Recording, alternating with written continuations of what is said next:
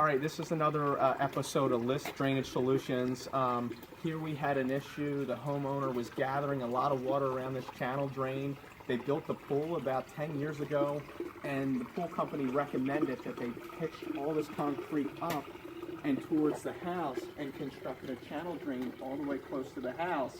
So what happened was this created a problem with the water when it rained really hard of seeping towards the house. You can see the bottom of the door, how close it is to the concrete, so the water would actually seep inside the house. He had to get a sump pump every time to come out here to pump it out towards the back. So what they did was, probably about 8 years ago, they tried to make a drain, okay? And they tried to tie in the downspouts and the sump pump right there, all in one. And when we dug this up, there was a little pipe that diverted all the way out, and that was caked up with dirt. So what we did, we designed a system with 6-inch solid PVC pipe, a half a horsepower sewage pump. And as you can see, we have a half a horsepower Zoller, 2-inch PVC pipe.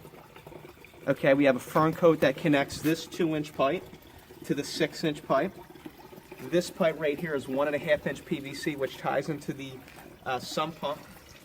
And then we have this gutter downspout, okay, which was tied in here, but I didn't want to let the dirt and debris get inside the pump, so we just have it come naturally off into the channel drain. Now, give it a couple seconds. This is about to go off and pump towards the back. I want to show you how good this system is going to run, and you can see back here, we have the hose turned on, and all this water is gushing and running towards here. And there goes the water. No more worries. We have this 6-inch pipe. We took up all these pavers. Pipe goes through here, underneath the stone, and towards the back.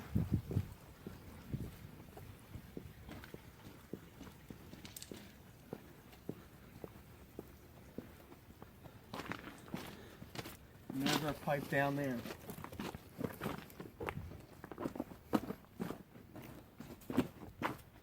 Water flowing away.